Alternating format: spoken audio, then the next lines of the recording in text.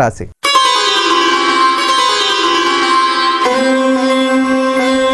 మిథున రాశి వారికి శ్రీ విలంబినామ సంవత్సరంలో ఆదాయం 14, వ్యయం 2, రాజపూజ్యం 4, అవమానం 3.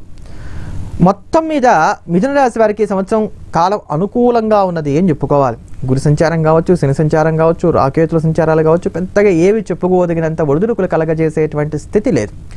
శని దృష్టి రాశికి ఉన్నది. ఇది శని దృష్టి రాశికి ఉన్నప్పటికీ ఈ రాశికి ఆయన రాజయోగకారకుడు కనుక ఇది మీకు శుభాన్ని కలగజేసేటువంటిదే. అక్టోబర్ వరకు కూడా పంచమంలో గురుగ్రహ సంచారం పూర్ణమైనటువంటి శుభాలను పొందడానికి గాను ఇది చాలా చక్కని కాలంగా చెప్పుకోవాలి. సంవత్సరం అంతా అనుకూలంగా ఉంది. నూతన ఆదాయ మార్గాలు ఏవైతే ఉన్నాయో అవన్నీ కూడా చాలా చక్కగా కలిసి వస్తాయని చెప్పుకోవాలి. శుభకార్యాలన్నీ కూడా ముడిపడతాయి. తగాదాలు, కోపం, ఆవేశం వంటి విషయాల్లో మాత్రం కొంచెం జాగ్రత్తగా ఉండాలి. అంటే మితిమీరినటువంటి ఆత్మవిశ్వాసం చోటు చేసుకుంటూ ఉంటుంది. నువ్వు నాకు చెప్పేవాడివా, ఇట్లాంటి సంఘర్షణలు ఏవైతున్నాయి ఇవి పదే పదే చోటు చేసుకోవడానికి అవకాశాలు కనబడుతున్నాయి కనుక వీటికి మాత్రం కాస్త దూరంగా ఉండాలి. మీ ఉన్నతిని చూసి ఓర్వలేనటువంటి వారి వలన ఏర్పడేటువంటి దృష్టి దోషాలు, శత్రుబాధలు ఏవైతున్నాయి ఇవి కొంచెం విస్తారంగా పెరిగేటందుకు గాను అవకాశాలు ఏర్పడుతున్నాయి. నూతన పరిచయాలు ఏవైతున్నాయి బాగా చక్కగా లాభిస్తాయి. పబ్లిక్ రిలేషన్స్ని మెయింటైన్ చేయడంలో మీరు ముందుంటారని చెప్పుకోవాలి. కొత్త వ్యాపారాలు ప్రారంభం చేయడానికి, నూతన ఉద్యోగ అవకాశాలను చక్కగా పొందడానికి, విదేశాలకు వెళ్ళడానికి కానీ మీరు చేసేటువంటి ప్రయత్నాలకు కాలం అన్ని విధాలా సహకరిస్తున్నది. విదేశాలకు అన్నప్పుడు అక్కడికి వెళ్ళి స్థిరపడడానికి కూడా అవకాశాలు కనబడుతున్నాయి కనుక కొంచెం జాగ్రత్తగా అడుగులు వేయగలిగినట్లయితే భవిష్యత్తు బంగారు బాట అవుతుందనడంలో సందేహపడక్కర్లేదు. సొంత ఇంటి కళను నెరవేర్చుకోవడానికి చాలా మంచి కాలం ఇది. ఏ కొద్దిగా ప్రయత్నాలు చేసినప్పటికి కూడా మీకు మంచిగా బ్యాంక్ లోన్లన్నీ కూడా లభించి వస్తాయి. నూతనమైనటువంటి గృహాలు కూడా మీరు కొనుగోలు చేసుకోగలుగుతారు. అమ్మకానికి పెట్టినటువంటి ఆస్తులు గత కొద్ది కాలంగా అమ్ముడు పోక ఏదైతే ఒక టైట్గా ఉంది ఆర్థిక స్థితి అనుకుంటున్నారో దాంట్లో మార్పు వస్తున్నది. ఆ ఆస్తులన్నీ కూడా మీరు అనుకున్నటువంటి ధరలకి కొంచెం దగ్గరగా అమ్ముడుపోవడానికి కానీ అవకాశాలు ఏర్పడుతున్నాయని చెప్పుకోవాలి. సోదరుల మధ్యలో మాత్రం తగాదాలు ఏర్పడడానికి అవకాశాలు ఎక్కువగా కనబడుతున్నాయి. సోదర వర్గానికి సంబంధించిన వారు మాత్రం తగు జాగ్రత్తగా ఉండాలి.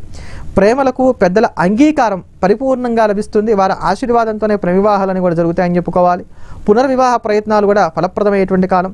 వైద్యం ద్వారా సంతానాన్ని పొందాలనుకునేటువంటి వారికి ఇది చాలా చక్కని కాలంగా చెప్పుకోవాలి. వివాహ ప్రయత్నాలు కానివ్వండి, లేకపోతే కనుక ఏవైనటువంటి శుభకార్యాలు కానివ్వండి, అక్కడ మిమ్మల్ని గిల్లి ఇబ్బంది పెట్టేటువంటి వారి సంఖ్య అధికంగా ఉంటుంది కనుక గౌరవ మర్యాదలకి భంగపాటు రాకుండా విఘ్నతతోటి సమయానుకూలంగా కోపాన్ని తగ్గించుకుంటూ ముందుకు వెళ్ళడం మాత్రం చాలా అవసరం అని చెప్పుకోవాలి. వాహన ప్రమాద సూచనలు ఉన్నాయి కనుక వాహనాలు నడిపేటప్పుడు కూడా తగు జాగ్రత్తగా ఉండటం ఈ సంవత్సరం అవసరం అని చెప్పుకోవాలి. జుట్టు రాలడం, హార్మోన్ ఇన్బ్యాలెన్స్, కాస్త నలత, జ్వరాలు, ఒక అనీజినెస్ ఏదైతే ఉంటుందో ఇవి మిమ్మల్ని బాధించడానికి అవకాశాలు ఎక్కువగా కనబడుతున్నాయి. సోరియాసిస్ ఉన్నటువంటి వారు కొంచెం ఎక్కువగా జాగ్రత్తగా ఉండాలి. ఏమైనప్పటికీ మొత్తం మీద మిథున రాశి వారికి మాత్రం ఈ సంవత్సరం సానుకూలంగా ఉంది. మరింత యోగదాయకమైనటువంటి ఫలితాలను పొందడానికి, ఏర్పడుతున్నటువంటి ఈ చిన్నపాటి ఒడిదుడుకుల నుంచి కూడా బయటపడడానికి ఈ సంవత్సరం అంతా ప్రతిరోజు కూడా శివకవచాన్ని, హనుమాన్ చాలీసాని రోజు కూడా పారాయణ చేస్తుండండి. శివకవచం ఒక మారు చదువుకొని హనుమాన్ చాలీసాని రోజుకి ఎన్నిసార్లుగా చదవగలిగితే అన్నిసార్లుగా చదువుతూ ఉండండి. అలానే మీ వీలుని బట్టి, మీకున్నటువంటి సౌకర్యాన్ని బట్టి ఒక నెలకు ఒకసారని కానీ, 3 నెలలకు ఒకసారని కానీ, 6 నెలలకు ఒకసారని కానీ మీకున్నటువంటి అవకాశాలను బట్టి, సౌకర్యాలను బట్టి శ్రీశైలంలో ఉన్నటువంటి మల్లికార్జున జ్యోతిర్లింగానికి అభిషేకం చేయించుకోనండి. ప్రతి సోమవారం కూడా ఈశ్వరుడికి 108 ప్రదక్షిణాలు చేయండి. అన్ని విధాలా ఈ సంవత్సరం శుభంగా ఉంటుంది.